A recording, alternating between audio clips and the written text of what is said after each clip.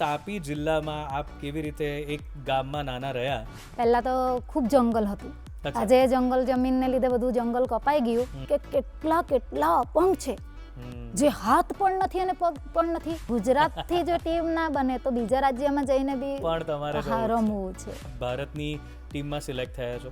CCI વાળા એ લોકો ઘરે ઇન્ટરવ્યુ લેવા મને લઈ ગયા હતા. સિલેક્શન થઈ ગયું પછી તો હું ડાયટનું કંઈ જ નહીં વિચાર્યું. બસ મેદાન સિવાય બીજું કંઈ દેખાય જ નહીં. નમસ્કાર, ગુડ મોર્નિંગ ગુજરાતમાં આપનું હાર્દિક સ્વાગત છે. એક બહુ સુંદર ગીત છે જે એટલું પ્રેરણાત્મક છે કે મને હંમેશા એ ગીત યાદ આવે છે. ગીતના શબ્દો કંઈક આવા છે: जीना क्या जीवन से हार के, जीना क्या जीवन से हार के, जो हर सांस जी गया मरने का उसको गम नहीं. જીવનથી હારીને જીવવું એ તો મોત બરાબર છે. એટલે જીવીએ તો એવી રીતે જીવીએ કે જાણે જીવંત હોઈએ. એની ક્ષણે ક્ષણ પ્રતીતિ થવી બહુ જ જરૂરી છે. મુશ્કેલીઓ, ચેલેન્જીસ, તકલીફો એ દરેકના જીવનમાં આવતા જ હોય છે.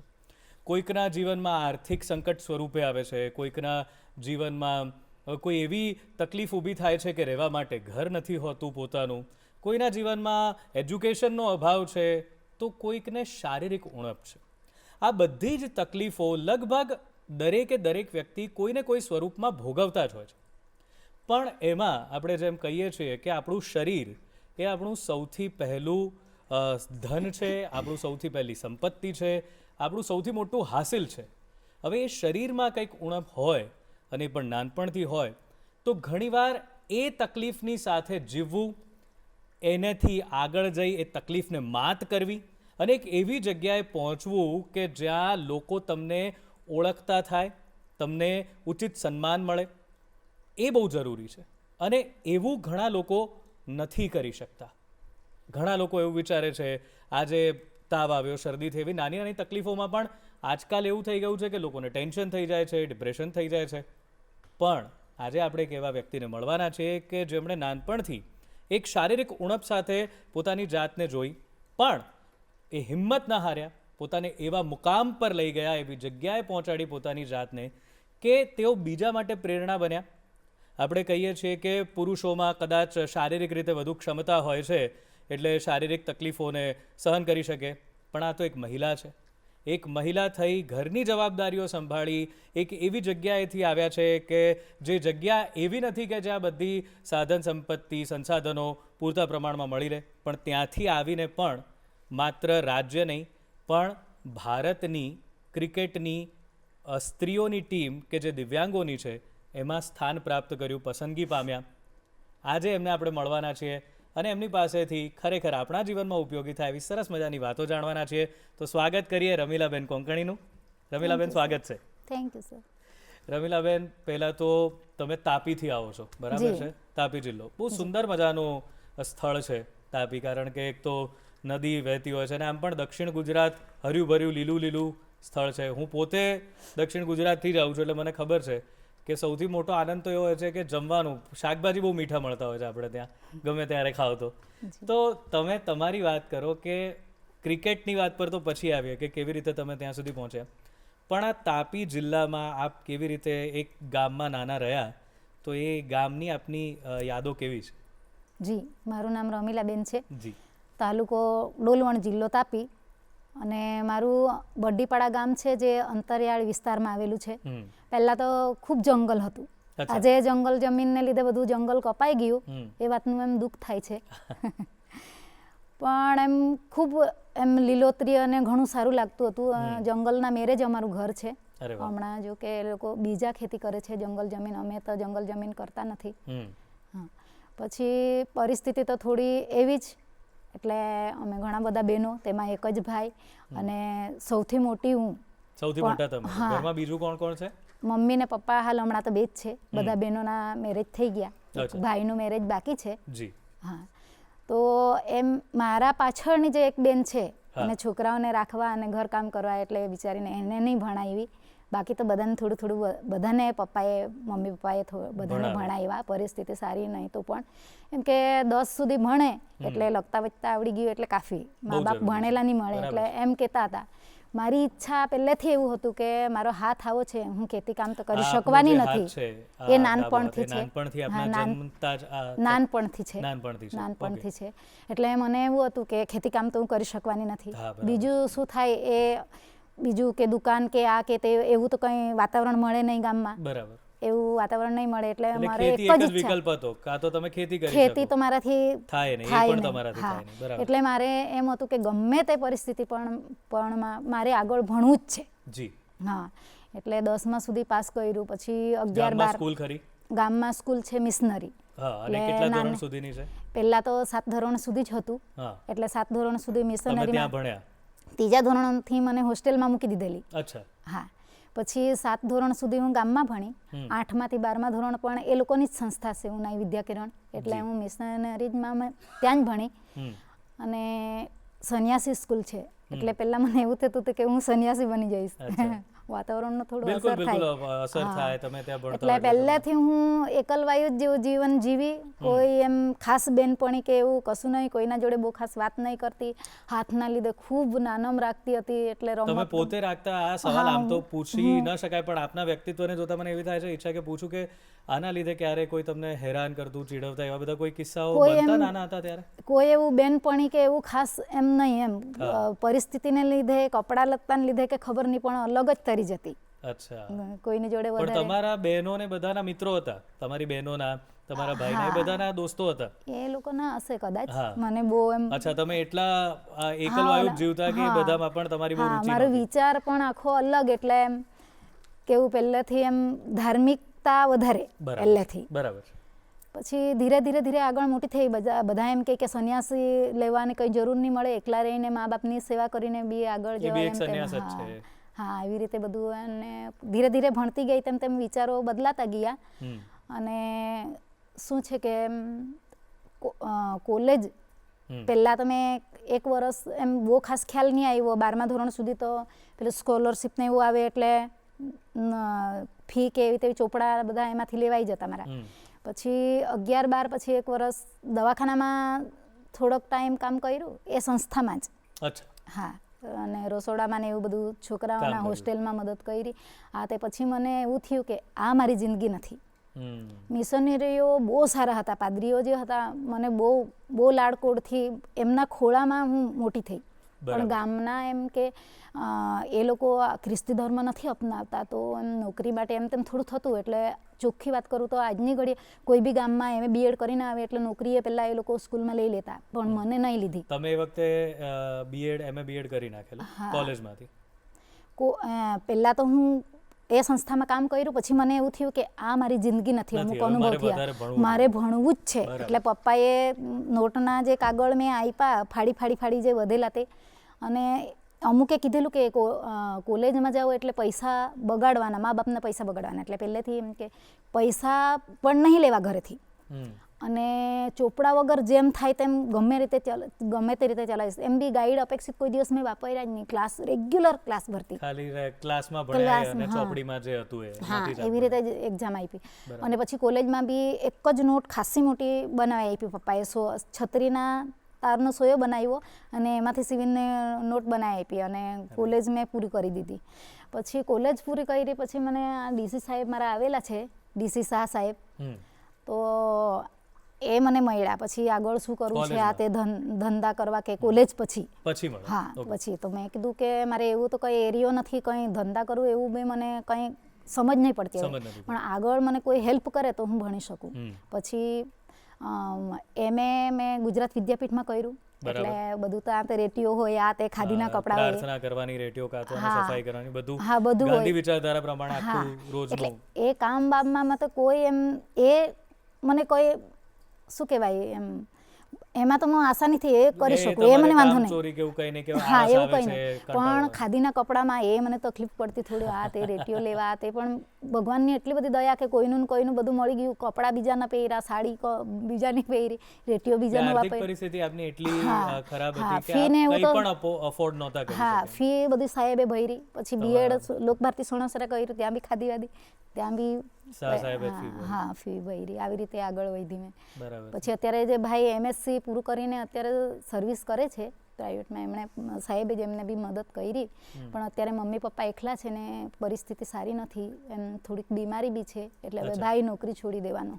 ઓહ, તો આપની જે આખી જિંદગીની આપે જે વાત કરી આમ તો આ બધી, હા, એમાં લગભગ સંઘર્ષ જ એક સ્થાયી રહ્યો છે કે દરેક ક્ષેત્રમાં દરેક જગ્યાએ આપને કંઈક ને કંઈક સંઘર્ષ કરવો પડ્યો છે. તો ક્યારે એવું નહોતું થતું કે હિંમત હારી જાઓ કે રોજ જ એક દિવસ એવો બાકી નહીં, હાથનો વિચાર કરતી, મારો આજે હાથ સારો રહેતે તો કોઈ પ્રોગ્રામ હોય, કોઈ નાચે, ખાસ કરી ગરબા નાચે, ત્યારે મને તાળી પાડવાની શરમ આવે એમ તેમ, ત્યારે મારા આજે હાથ સારો, આજે પણ અફસોસ થાય ભજનમાં એમ તેમ હોય તો તાળી પાડીને ભજન ગાય ત્યારે મને બહુ અફસોસ થાય કે મારો બી આજે તો મેં કરતાલ લીધા. આજે દર ગુરુવાર હું ભરું છું, ત્યાં અમારે રાત્રે સત્સંગ મિની સત્સંગ ચાલે છે, તો મેં કરતાલ લીધા કે એક હાથે બે વગાડી શકું.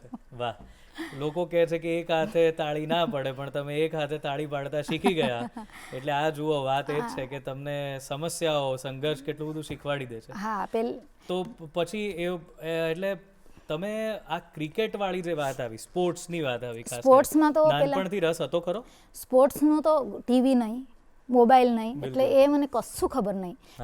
પહેલા તો રિસેસ ને એવી પડતી, હાઈસ્કૂલમાં ગઈ પછી કબડ્ડી ને એવું રમતા ને, કબડ્ડીનો મને બહુ જ શોખ.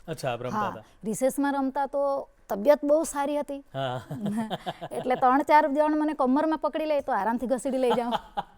એટલે સ્કૂલમાં બી ક્યારે રિસેસ પડશે અને ક્યારે રમીશ, ક્યારે કબડ્ડી રમીશ. હા, પછી કોલેજમાં આવીને FYમાં બહુ ખબર ના પડી. એ કબડ્ડીમાં પણ આપ ખાસા લોકપ્રિય થતા હશો કે બધા એ કરતા હશે કે આને ધ્યાન રાખજો, આ જો આ 3-4 જણને ખેંચી જશે, એટલે ત્યાં તમને તમારું અસ્તિત્વ, તમારી ઓળખાણ દેખાતી હશે ને સ્પોર્ટ્સમાં. રનર્સ અપ થઈ ગયા અમે 2 વર્ષ સુધી. 2 વર્ષ સુધી તમારી ટીમ. હા, અરે વાહ. પછીથી ITI કર્યું મેં.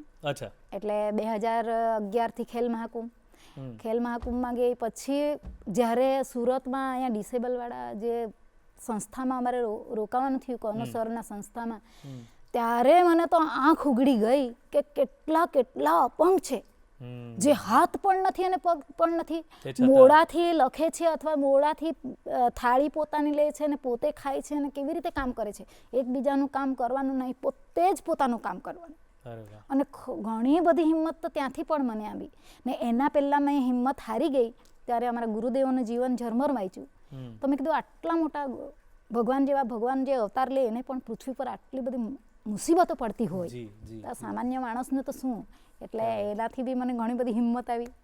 અને આવી રીતે જોયા આપે, ખાસ કરીને ત્યાં જે લોકો રમવા આવેલા એ બધા, હા, એમને બી જોયા, ત્યાં રોકાયા, એટલે ઘણું બધું જોયું. પછી ધીરે રમવામાં બી પહેલા વર્ષે તો 3 રમત હતી, એટલે ઊંચી કૂદ, લાંબી કૂદ અને દોડ. 3માં પહેલો નંબર આવ્યો જિલ્લા કક્ષાએ. હા, જિલ્લા કક્ષાએ, રાજ્ય કક્ષાએ. પહેલા નેશનલ જવાની આઈડિયાની હતી, એકલી પડતી હતી, અને પછીથી અમદાવાદ એ લોકોને ખબર પડી કે આ હોશિયાર છે ને રમી શકે છે. પછી નેશનલ લેવલે બી એથ્લેટિક્સમાં રમતી થઈ. પછી સર ત્યાં મીટિંગ બોલાવે તો કોઈ વાર કહે કે સ્વિમિંગનું. સ્વિમિંગ શું હશે ને ક્યારે રહેતી હશે ને શું હશે.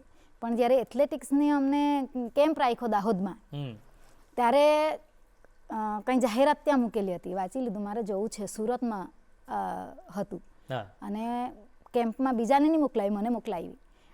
અને 100 મીટર, 200 મીટર, આ સ્વિમિંગની વાત કરો. હા, એમાં પણ મારો પહેલો આવ્યો. એમાં પણ પહેલો? હા, પહેલો આવ્યો. પછી ખેલ મહાકુંભમાં સ્વિમિંગ આવ્યું, એમાં રમતી થઈ ગઈ, એમાં બી પહેલો આવે. પછી નેશનલમાં ગઈ, એમાં મેં બેક સ્ટ્રોકમાં મારો 3જો નંબર આવ્યો નેશનલમાં. અરે વાહ. પછી આ ક્રિકેટનું આવ્યું, એટલે બીજું બધું સાઈડ પર મૂક્યું. તો આખી આજે તમારી સ્પોર્ટ્સ રમતગમતની વાત થઈ, તો પરિવાર બીજી તરફ, કારણ કે તમે તો નીકળી જ ગયા છો, કારણ કે વારંવાર કેમ્પમાં જવાનું થાય, ટ્રેનિંગમાં જવાનું થાય, તો એ વખતે ઘરની શું પરિસ્થિતિ હતી? એ વખતે ઘર તકલીફમાં શું હતું? નાનેથી હું તો હોસ્ટેલમાં રહેતી, એટલે ઘેરે તમારું બહુ ઓછું રહેવાનું, અને મા બાપને એટલું બધું કંઈ ખ્યાલ નહીં હોય, બહુ ભણેલા નહીં, એટલે પ્રોત્સાહન આપવા વાળું કોઈ નહીં. જ્યાં પણ ગઈ MAમાં, BEdમાં રડતી પણ સામે તમને રોકતાય નહીં ને? ના, રોકતા તો નહીં, પણ અનુભવ નહીં, એટલે હું કશે બી દૂર જવાનું હોય, કોઈ અનુભવ નહીં હોય, જોયેલું કે ભાઈ આવું છે કે મારે આવું જવું પડશે, એમણે ક્યારે વિરોધ કર્યો કે ના ભાઈ આટલે દૂર કેવી રીતે આટલા દિવસ માટે, એવું કશું નહીં? એ લોકો તમારી વાતને સમજી શકતા હતા, ભલે પ્રોત્સાહન ના આપે પણ એ સમજી જતા હતા કે સ્પોર્ટ્સ કે રમતગમતમાં તમારી રુચિ છે, એટલે તમને આ રીતે જવું પડશે આગળ. હા, પણ અત્યારે છેલ્લે શું થયું કે ઘેરે હવે કોઈ રહ્યું નહીં બેનો, એટલે ક્રિકેટમાં સિલેક્ટ થઈ પણ એ લોકોને એટલો બધો ખ્યાલ નહીં આવે ક્રિકેટ એટલે શું. એટલે કંઈ બી ઘેરે કામ હોય તો તું આવશે કે ઘેરે કામ કરવા. ટ્રાઇબલ માંથી આવો છો ને? હા. તો આપના મા બાપને ક્યારે કોઈ આવું ક્રિકેટ શું કે ટીવી એનું કોઈ જ જ્ઞાન જોયું જ નથી? ના, જોયું જ નથી. તો એક ખેતીવાડી એ જ આપનો એક પ્રાથમિક વ્યવસાય હતો અને બીજું કંઈ જ નહીં, ના ટીવી ના રેડિયો કંઈ જ નહીં? કંઈ જ નહીં. પણ સાહેબનો મને એટલો બધો સપોર્ટ મળ્યો આ સાહેબનો કે વાત જ ન પૂછો. ને પહેલાં ક્રિકેટમાં સિલેક્ટ થઈ ત્યારે પણ મને આટલું બધું મહત્વ નહીં ખ્યાલ આવ્યો. પણ હું બસમાં ને એવું બરોડા પ્રેક્ટિસમાં આવું તો કોઈ બી મને બસમાં ઓળખી જાય તો પછી કહે છે કે તમે બેન ક્રિકેટમાં સિલેક્ટ થયા છો એમ. તરત સેલ્ફી લે. અચ્છા, એ બધાને કેવી રીતે ખબર? કંઈ તમારું છાપામાં આવેલું કે એવું કંઈ? હા, છાપામાં આવ્યું. પછી આપણે દિવ્ય ભાસ્કર વાળાએ છાપામાં આપ્યું અને આપણે અહીંયા પણ ઇન્ટરવ્યુ થઈ ગયેલું. ઇન્ટરવ્યુ થયા. હા, ટીવીમાં પણ આવ્યું. એટલે બધે જેમ જેમ જોતા ગયા આજ સુધી જેને છેલ્લે ખબર પડતી આ અભિનંદન આપતા જાય. અને એકવાર તો એવું થયું કે હું ઘર આગળ જેવી આવી વ્યારા સાહેબના ઘર આગળ, એટલે કોઈ પોલીસવાળા મેડમ જતા હતા તો સામેની સાઈડ હતા, ગાડી ઊભી રાખીને આવ્યા અભિનંદન આપવા. પછી કશે બી એમ ચાલતી જતી હોય ગાડીવાળા હોય સાયકલવાળા હોય ઊભા રાખીને પછી અભિનંદન કહેતા. પહેલાં પૂછે તમે સિલેક્ટ થયેલા છો એમ. ત્યારે મને ખબર પડતી કે કેવી રીતે ઓળખી જાય છે અને આટલું બધું મહત્વ. પછી ક્યાં બી જઈને એટલે એમ પૂછે કે તમને કેટલી સેલેરી મળે છે. બરાબર છે. આપણે વારંવાર વાત કરી રહ્યા છીએ ત્યારે તમારા સિલેક્શનની વાત થઈ રહી છે. તો એ સિલેક્શનની પ્રોસિજર શું હતી? આપ ત્યાં સુધી કેવી રીતે પહોંચ્યા? ભારતીય ટીમ સુધી ખેલ મહાકુંભથી લઈને એની જર્ની કેવી હતી? એ કેવી રીતે પહોંચ્યા? પહેલાં તો હું ખેલ મહાકુંભમાં અમારું રાજ્યનું જે રમવાનું હતું નડિયાદ ગયા હતા. ત્યાં અમારા કેપ્ટન બેન એમણે કીધું કે અમે પ્રેક્ટિસ કરીએ છીએ ક્રિકેટની ને આ તો BCCI થ્રુ બિલકુલ રમાડવાના છે, એટલે બીજે તમે રમશો તો એ બધા ટેનિસ રમશે, એનું કોઈ વેલ્યુ નહીં આટલું બધું, તો અમારી જોડે પ્રેક્ટિસમાં ચાલ એમ કીધું. પછી જ્યારે સિલેક્શન હશે તો મને એવું નહીં કીધું કે અહીંયા કેમ્પ છે ને સિલેક્શન છે. તો હું તમને રોકું છું કે તમે પહેલી વાર જ્યારે ગ્રાઉન્ડ પર ગયા, ક્રિકેટ જેમ તમને બીજી રમતોની ખબર નહોતી, સ્વિમિંગ શું છે તમને ખબર નહોતી, તો એ તમે જોયું પહેલી વાર ત્યારે તમને ખબર પડી છે કે અચ્છા આવી રીતે હોય ને આ સ્વિમિંગ કરી શકાય, બેક સ્ટ્રોક આવી રીતે મરાય. તો ક્રિકેટમાં એવું શું પહેલી વાર જ્યારે તમને લઈ ગયા કે ચાલો હવે ક્રિકેટ રમવાની છે, તો એ કેવું હતું? એ દિવસ કેવો હતો? શું હતું? બહુ જ મજા આવી, કારણ કે એકદમ પાયાનું બધું શીખવે. કેવી રીતે બોલિંગ, કેચ, બોલ કેવી રીતે કેચ કરવાનું. દાખલા તરીકે મારા હાથનો પ્રોબ્લેમ છે તો ઓપરેશન ઘણી વાર કરેલા છે, 5-6 વાર. એટલે મારે અહીંયા બોલ વાગી જાય તો મને બહુ, કારણ કે કમરની ચામડી મારી અહીંયા બધી મૂકેલી છે, તો મને શીખવે કે હાથ આવી રીતે મૂકવાનો અને બોલ પડે એટલે કેવી રીતે હાથ તરત બંધ કરવાનું ને ઉપરથી કેવી રીતે આમ સીધું ઝીલી નહીં લેવાનું પણ આવી રીતે કેવી રીતે ખેંચવાનું, બધું આમ શીખવે. પછી સ્ટેટ બોલ આવે તો કેવી રીતે લેવાનું, સાઈડ પરથી આવે તો કેવી રીતે કરવાનું, બધું શીખવે. પછી હેંગિંગ બોલ પર બેટિંગનું ને એવું હોય હેંગિંગ બોલ પર શીખવે. ફિલ્ડિંગનું કેવી રીતે પડવાનું, કેવી રીતે ઉઠવાનું, કેવી રીતે કઈ સાઈડે બોલ આપવાનું, બધું પાયાથી બધું શીખવતા. અને ત્યાં બી મેચ રમાડીને તો બહુ મજા આવી. એટલે સૌથી વધારે આ બધા સ્પોર્ટ્સ તમે જે શીખ્યા, રમ્યા, એમાં ક્રિકેટમાં તમને સૌથી વધારે મજા આવી? હા, બહુ મજા આવી. અને જે વધારે દિવ્યાંગ હોય પગમાં ખાસ કરીને, તે લોકો બેટિંગ કરી શકે પણ રનિંગ ના કરી શકે, એટલે એ લોકોના રન બી અમારે કરવાના હોય. રનર તરીકે બી જવાનું. જી. અને તમે રાઈટ આર્મ ફાસ્ટ બોલર છો? જી. તો એ કેવી રીતે થયું કે હવે મારે બોલર જ બનવું છે, બેટ્સમેન નહીં, કે ના મારે બોલિંગમાં જ જવું છે આગળ? એ કેવી રીતે નક્કી કર્યું? ના, મેં તો એવું નક્કી કર્યું મારે ઓલરાઉન્ડર બનવું છે. અચ્છા. અને અમારા કોચની એવી ઈચ્છા બી એવી હતી કે તું ઓલરાઉન્ડર બની શકે. બરાબર છે. હા, એટલે કોઈ હોય કે ના હોય, મને એક ફોન આવ્યો કે આવતા રવિવારે પ્રેક્ટિસ છે, એટલે તો હું નીકળી જતી. કોઈ વખત એવું બી બન્યું કે મેદાન જ્યારે બદલાતા હોય અને વહેલો ટાઈમ હોય તો પહોંચી નહીં શકું એવું હોય તો ડોમેટ્રીમાં મને બરોડા ડોમેટ્રીમાં રહેવા માટે સગવડ બી કરી આપતા સર, જમવા રહેવાનું બધું વ્યવસ્થા કરી આપતા કોચ સર. તો પછી તો હવે જે આપ આ વાત કરો છો એમાં તો આપ તાપી રહેવા જતા રહેલા હોસ્ટેલમાંથી અને પરિવાર સાથે રહેતા હતા જ્યારે આપને પ્રેક્ટિસ માટે બરોડા જવું પડતું હતું એની વાત? ના, ત્યારે તો હું સાહેબના ઘરે જ વ્યારા જ રહું છું, કારણ કે મારું તો બહુ દૂર ગામ છે અને ત્યાંથી કોઈ વાહન નથી મળતું. ત્યાંથી કોઈ વાહન હજુ પણ નથી મળતું? કનેક્ટિવિટીનો પ્રોબ્લેમ છે એટલે તમારે? જી. ઓકે, એટલે તમે ત્યાં રહો છો? ઓકે. અને પછી તો તમારે અહીંયા આવવું પડતું, તો બધા કામકાજ પતાવીને તમે પ્રેક્ટિસમાં આવતા, તો ક્યારે એવું નહોતું થતું કે થાકી જવાય છે આટલું બધું કામ? કોઈ ઊંઘ હોય પણ એમ લાગે નહીં, કારણ કે હજુ બી મારે એ જ કે ક્યારે રમાશે. ક્યારે રમાડશે નહીં રમાડશે શું છે ટીમનું હજુ રમવાની ઈચ્છા બહુ જ છે એટલે હવે અત્યારે મનમાં એ જ વાત ચાલતી હોય છે કે રમવાને ક્યારે મળશે. હા, ગુજરાતથી જો ટીમ ના બને તો બીજા રાજ્યમાં જઈને બી પણ તમારે રમવું છે. ક્યાં વાત છે, તમારી ઈચ્છા પૂરી થવાની જ છે. પણ અત્યારે તમારી સાથેની આ વાત ચાલુ રાખીશું. રમીલાબેન સાથે વાત કરીએ છીએ, બહુ મજા પડી રહી છે કારણ કે કેટલા બધા સંઘર્ષો વેઠીને પણ એમણે પોતાના લક્ષ્યને નથી છોડ્યું, એ જાણીને બહુ આનંદ થાય છે. તો અત્યારે સમય છે એક વિરામનો. મળીએ વિરામને પહેલી વાર.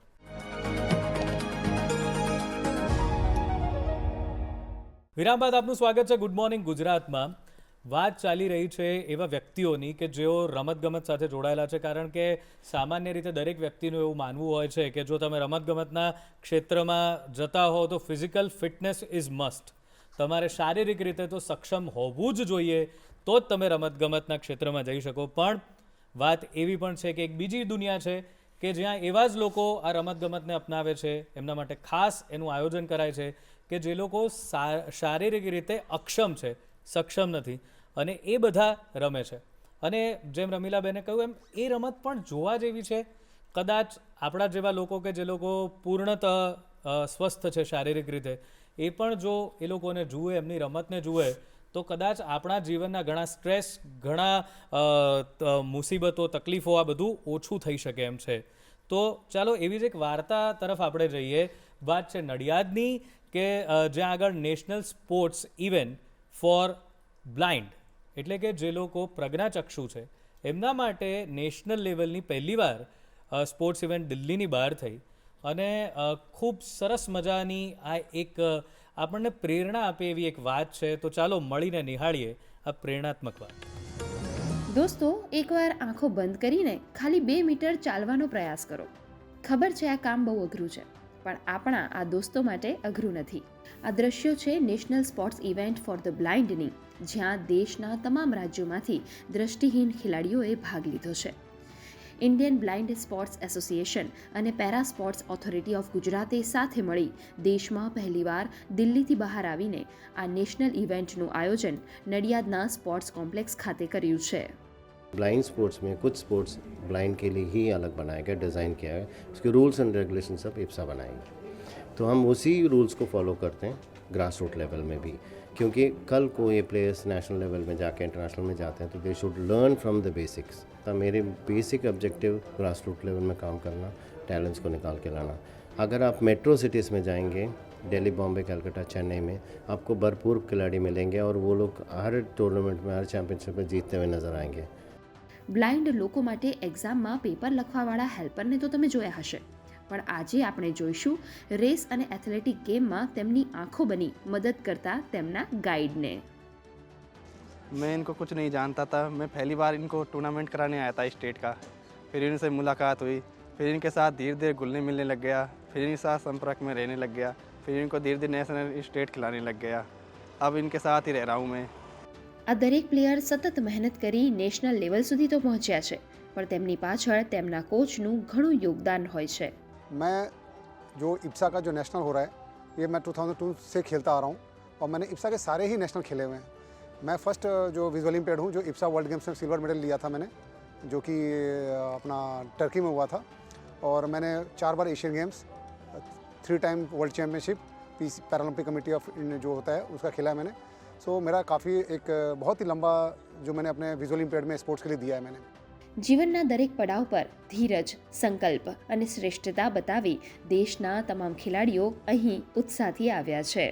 मैं स्कूल में था तो स्कूल में गेम्स होती थी तो उसमें पार्टिसिपेट करता था और उसके थ्रू मैंने स्कूल में 2 बार इप्सा खेला और सेकेंड टाइम में मैंने ब्रॉन्ज लाया था और 2018 में मैंने खेली तो उस समय मैंने गोल्ड मेडल लाया था जेवलिन थ्रो में. जब मैं स्कूल में था, घर में था, तो उन्हें लगता था कि ये पढ़ाई भी कर सकता है, नहीं कर सकता है.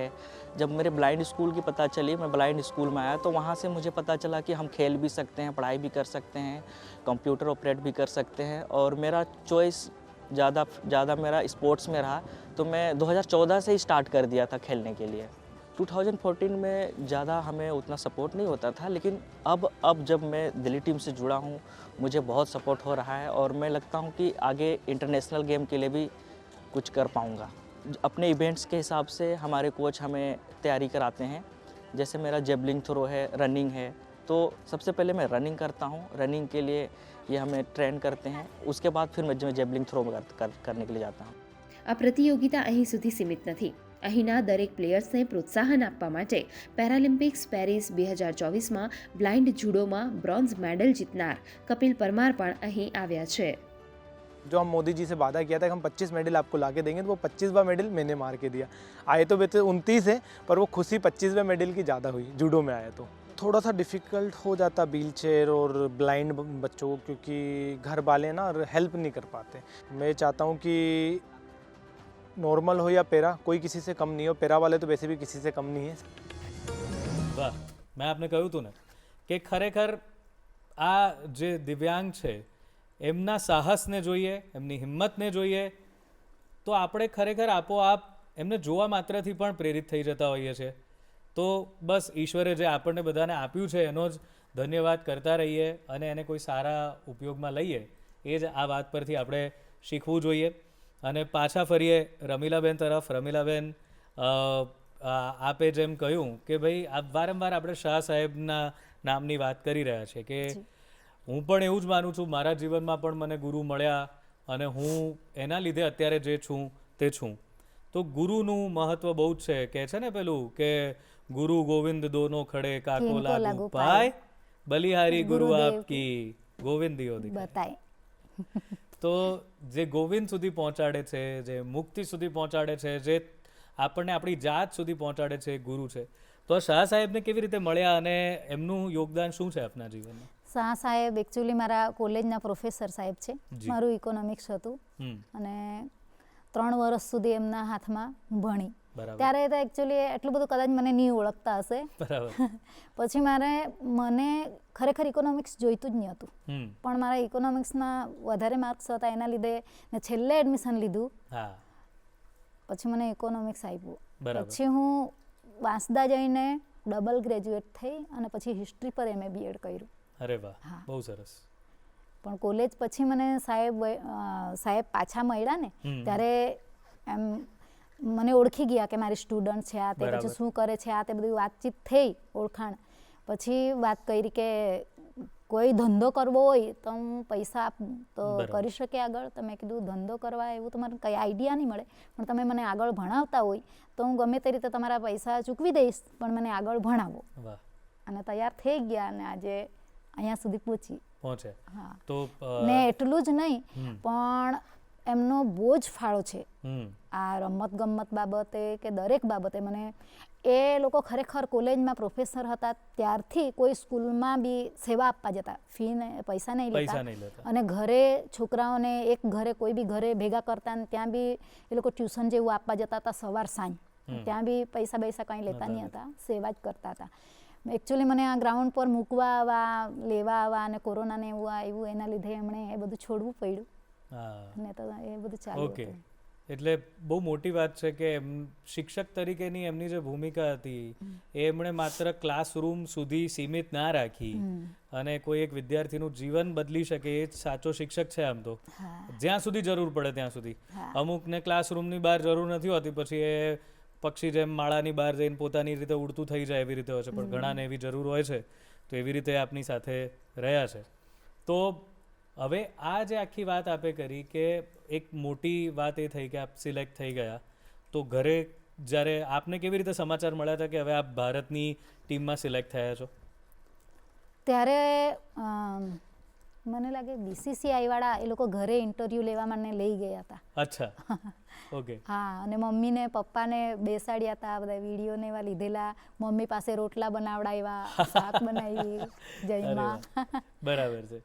એટલે એ ઇન્ટરવ્યૂથી આપને જાણ થયેલી કે આપ ભારતીય ટીમમાં સ્થાન પામી ચૂક્યા છો.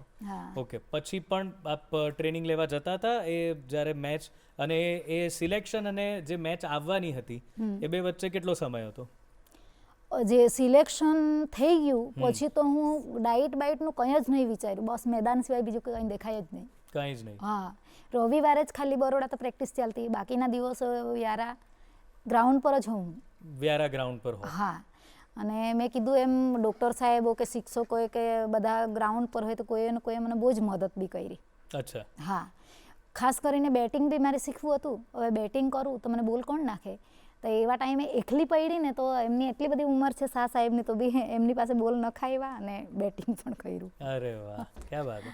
આપનો કોઈ યાદગાર પ્રસંગ છે આ જે આખી જર્ની છે એમાંથી, કે એ તમને એકદમ યાદ રહી ગયું હોય કે આ રમતવાળી વાતમાં કે ક્રિકેટ રમતી વખતે? અને ખાસ કરીને સાહેબ મારે કહેવા જેવું તો એ કે આજે કેમ્પ ગોઠવ્યો પછી સમૂહમાં અમને આ ક્રિકેટના ડ્રેસ આપ્યા, બરાબર, પછી સમૂહમાં કિટ બેગ તો આપેલી, એટલે મારે પ્રેક્ટિસમાં તો સ્થાનિક પછી મુસીબત પડતી હતી, બરાબર, તો મારા તાપી જિલ્લાના રમતગમત અધિકારી સાહેબે ક્રિકેટ બેગ આપી, કીટ આપી. અને પછી દિવ્ય ભાસ્કરવાળાએ પેપરમાં આપી દીધું હશે, મને નહીં ખબર.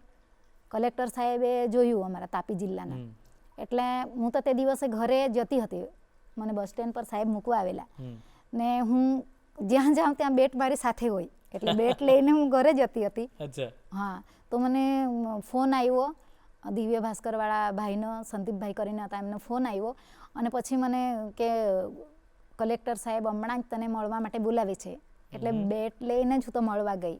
પછી બધી વાત થઈ ને એમ તેમ, પછી મને એમ કહે કે તમે નેશનલમાં સિલેક્ટ થયા અને બેટ આવી. આમ એટલા સરસ હાલાણી સાહેબ હતા, કલેક્ટર સાહેબ, અને એમને મને 40-45 હજારની સાહેબ મને કીટ આપી.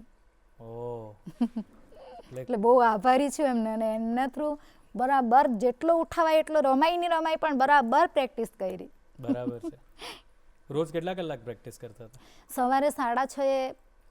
એ રૂટીન શું હતું? એ કોઈ પ્રેક્ટિસનું કેવી રીતે તમારું રૂટીન શું હતું? આખો દિવસની દિનચર્યા શું હતી પ્રેક્ટિસ સાથેની? સવારમાં વહેલા ઉઠીને દૂધ પીને હું નીકળી જતી. માત્ર દૂધ પીને? હા, બરાબર. કેળા ને એવું કોઈ વાર હોય, દૂધ કેળા એવું, દૂધ કેળા ખાઈને નીકળી જતી. તે સવારના એમ 9:30 પતી જતું ગ્રાઉન્ડ પર, તો પણ હું મોડે સુધી એમ રોકાતી. એમાં બધી એક્સરસાઇઝીસ કરતા? હા, બરાબર. બધું શીખવતા, બોલિંગ કેવી રીતે કરવું, નેટ પ્રેક્ટિસ કરતા. ઓકે. પછી હું બપોરે આવીને પાછું જમવાનું બનાવીને જમી લઈને પાછી હું 3 વાગે એટલે પાછી મેદાન પર. બરાબર. 7:30 વાગી જતા ત્યાંથી. ઓહો. ત્યાંથી આવીને પાછું ફ્રેશ થઈને નાહી ધોઈને પાછું સાંજે રસોડું. ક્યાં વાત. એટલે રોજની ઓલમોસ્ટ તમે 6-7 કલાકની પ્રેક્ટિસ થઈ જ જતી? જી. ને જે દિવસે ભાઈઓની મેચ હોય તે દિવસે તમારે વહેલા નીકળી જવું પડતું, અને આખો દિવસ જ મેદાન પર ઊંઘી. એ લોકો મને મેચ રમાડતા હતા, બોલિંગ. ભાઈઓની ટીમમાં પણ આપ જતા? હા, એ લોકો TDC એનું ત્યાં ગ્રાઉન્ડ છે, એ લોકોની મેચ હોય તો મને એમાં સામેલ કરતા મેચમાં. એટલે ભાઈઓ સાથે પણ રમતા, હવે ખભો મિલાઈને? વાહ ભાઈ વાહ. તો તમે બોલિંગ કરેલી છે? જી. તો ભાઈઓ આઉટ કરી નાખતા હતા? તમે ભાઈઓ કેટલા ભાઈઓ આઉટ કર્યા છે? કોઈ વાર ડોક્ટર સાહેબ અમારા આઉટ થઈ જતા. પણ અમારી એવી જ ઈચ્છા છે કે અમે પણ આપને જોઈએ ભારતની ટીમમાં રમતા, અને અમને પણ ગર્વ થાય કે આ અમારા ગુજરાતની નારી છે, મહિલા છે કે જે ભારત વતી રમી રહ્યા છે. અને ખરેખર પેલી એક બહુ જ સરસ કહેવત છે, એક સરસ શાયરી છે કે મંजिलें उन्हीं को मिलती है जिनके इरादे में जान होती है, सिर्फ पंखों से कुछ नहीं होता, हौसलों से उड़ान होती है. એટલે ઈશ્વરે કદાચ એવું જ કંઈક નક્કી કરીને આપને આ ક્ષતિ આપી હશે કે એના લીધે આપ કંઈક વધારે કરો. પેલું કહેવાય છે ને કે ઈશ્વર પણ તમને એટલી જ તકલીફ આપે છે જેટલી આપ સહન કરી શકો, એનાથી વધારે તકલીફ નથી આપતા. એટલે તમને જો વધારે તકલીફ મળી છે તો એવું સમજવાનું કે તમારી શક્તિ વધારે છે, એટલે તમને પછીથી એવું થયું સર, જો આજે મારા હાથ સારો હતો મને ક્યાંય પરણાવી દેતે. આ સ્ટેજ મને નહીં. આજે તમે જે અલગ તમારું સ્થાન ઊભું કરી શક્યા છો એમાં કેટલો મોટો હાથ છે. પણ અમે આપને ખૂબ ખૂબ શુભકામનાઓ આપીએ છીએ. આજે આપ સ્ટુડિયોમાં આવ્યા છો અને ખરેખર બહુ સરસ મજાની પ્રેરણાદાયી વાતો અમારી સાથે શેર કરી છે, એ બદલ આપનો ખૂબ ખૂબ આભાર. બીજું કે સર, હું પ્રેક્ટિસ માટે જતી હતી, એને જોઈને ઘણી બધી ફ્રેશ છોકરીઓ આવતી હતી પ્રેક્ટિસમાં, અને જેના હજુ તો નાની છોકરીઓ એ એમ જોઈને કહેતા હતા કે અમારી છોકરી જો મોટી થશે તો અમે ક્રિકેટર બનાવીશું. હું ખરેખર બહુ ખુશ થતી હતી કે હું રમી મારી રમવાની તો ઈચ્છા છે જ. ના, તમે રમશો જ. કોઈક એને જોઈને તો પહેલેથી કાળજી કરશે કે રમશે. નાનપણથી શીખવાડશે અને હા. રમાડશે. ક્યાં વાત હે, આપની આ ઈચ્છા પૂરી થાય એવી શુભકામનાઓ સાથે ખૂબ ખૂબ આભાર. Thank you very much. આભાર તમારો સાહેબ. બહુ એવું સરસ કંઈ પ્રાર્થના મજાની. કરજો કે સારી રીતે રમી ના ના, શકું અમારા બધાની, ભવિષ્યમાં બી. માત્ર મારી નહીં, દર્શકો જે અત્યારે જોઈ રહ્યા છે એ બધા પણ પ્રાર્થના કરી રહ્યા છે અને વિશ્વાસ છે કે આટલી બધી પ્રાર્થનાઓ તો ઈશ્વર જરૂર સાંભળશે અને આપને અમે રમતા જોઈશું ભારતીય ટીમમાં થેન્ક યુ સર. બહુ જ નજીકના સમયમાં. Thank thank you, you very much.